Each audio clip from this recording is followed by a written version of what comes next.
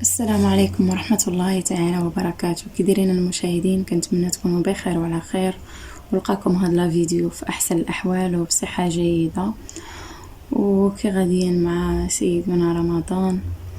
كنتمنى تكونوا بخير وعلى خير والله يجعل ان شاء الله مغفرة الذنوب والله يتقبل منا الصيام يا ربي لينا ولجميع المسلمين يا ربي، واللي مريض الله يشافيه واللي عنده شي حاجة الله يسهل عليه والله يفاجئ عليه والله يسرنا ويسر الجميع يا ربي، الله يرحمنا ويرحم جميع الأموات يا ربي. اليوم جيتكم فيديو جديد. اليوم بغيت نشارك معكم التجربة ديالي، يعني جربتها وبغيت نشارك معكم التجربة ديالي بالنسبة للأمهات اللي عندهم وليدات صغار اللي كيمرضوا ليهم سواء بالكحة سواء بالسخانة سواء يعني الوليدات الصغار راهم معرضين، يعني كيمرضوا بزاف ماشي بحال الكبار يكون عندهم مناعة كبيرة، يعني كيكونوا مكتسبين مناعة كبيرة وخا كاع كيمرضوا وخا كاع كتجيهم الكحة، يعني ماشي بحال الوليدات الصغار دغيا كيتخنقوا بزاف الحوايج. واليوم جيتكم بفيديو جديد، وهذا الفيديو اليوم هو عبارة عن علاج طبيعي أو دواء يعني طبيعي كنصايبوه في الدار وسيرو هكايا الوليدات الصغار، يعني طبي يعني مجرب 100%، وجربته أنا وعطى النتيجة، كيعطي النتيجة من أول مرة من وليدات ولا البنيتات اللي كيكحبوا كيكونوا صغار هكايا باقين صغار وليدات. يعني هاد السيرو راه رائع، مجرب يعني كيعطي نتيجة، والنتيجة ديالو كتبان لك ديك الساعة، يعني ماشي كيبقى يشرب الولد ولا البنية كيبقى يشرب مدة عاد هاد السيرو زوين. بغيت نشارك التجربه ديالي، يعني الوليدات بزاف دابا السيروات ديال الكحبه ديال الوليدات الصغار بزاف اللي كيشربوا، وانايا انا مني شخصيا شحال من سيرو جربته كيبقى يشرب الوليد ولا البنيته ما كيدير ليهم والو، الوليدات الصغار كتعجبهم غير ديك الحلاوه اللي في داك السيرو، كيبقى يشربوا ما كيدير ليهم حتى شي حاجه. يعني جربت بزاف ديال السيروات والو ما خليت ما درت والو، ولكن هذا راه غزال واصلا مستخلص من منتوجات طبيه طبيعيه وزوين، والنتيجه كتبان لك من النهار الاول. البنيته ولا الوليد من كيشربوا كيكون كيكح بزاف، هذيك الكحه كتحبس ان فوا كيشربوا كيتحبس ديك الكحه، وحتى في الليل ما كيكحش لك نهائيا. انا جربته المره الاولى كان كيكحب حتى الصدر الله يحضر السلامه كيبغي يخرج، صافي الوليد ولا البنيته كيتخنقوا. جربته النهار الاول كان كيكحب بزاف، كان كيكحب ان فوا شرب معلقه ما بقاش بحال هذيك كيف ما كنقولوا بحال ديك الكحه حبست قطعت، عرفتي كيبقى يكح صافي تيتخنق، صافي ما كيبقاش يقدر، ما كيبقاش عنده السفل بانه صافي بحال اللي كيتخنق، ما كيبقاش قادر يعني ما كيبقاش قادر يزيد. صافي شرب ديك الساعه الطريقه للاخوات كيشرب هاد السيرو. نتوما هو اصلا السيرو مستخلص من عسل النحل شتو ومن الكاليبتوس، يعني الكاليبتوس راه معروف العسل كيكون حار حلو والعسل كيكون حلو والكاليبتوس كيكون حار، ولكن المريض من كيكون مريض العسل كيجيه حار ما كيجيش حلو.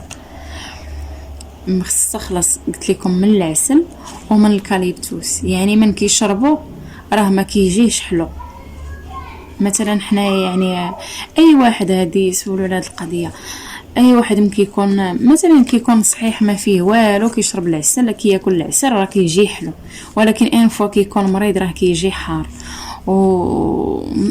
كيف ما قلت لكم العسل مع الكاليبتوس كيكون حار بالنسبه للمريض، والكاليبتوس راه كينقي لنا الصدر كينقي لنا الصدر وكيحيد لينا كاع داك البروده وداك البارد اللي تيكون معشش لينا في الصدر. والعسل راه كذلك بالنسبه للبروده، يرطب لينا الحلق ديالنا من الكحه. وهذا غزال الاخوات، يعني درتو انا نهار الثالث حبس من الكحه. هانتوما كي تيكون القرع ديالو القنينه ديالو، شفتوا كي تتكون طريقه الاستعمال كتعطيه. عرفتي هي قالت لك عطيه 4 سيمانات، انا عطيته نهار الثالث. انا نهار الاول حبس ليا من الكحه، النهار الاول قسما بالله الاخوات ما غادي نزيد ما غادي نقص. ديك الساعه شرب حبس من الكحه صافي.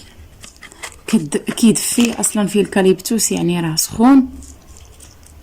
ان فوا كيشربو كيجيه النعاس صافي، كينعس كتعطيو ليه ورا الماكله في كل وجبه، سواء في الفطور سواء في الغداء سواء في العشاء.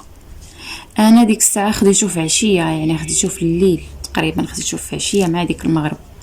عطيتو ليه من ورا العشاء، يعني ورا العشاء من بغى ينعس عطيتو ليه كلا تعشى وعطيتو ليه، يعني حبس من الكحه نهائيا. وفي الليل ما كحبش نهائيا ونعس حتى الصباح. اللي غد فطر عطيتو ليه ورا الصباح ورا الغداء ورا العشاء، صافي الكحه ما بقاتش نهائيا، ما بقاتش نهائيا.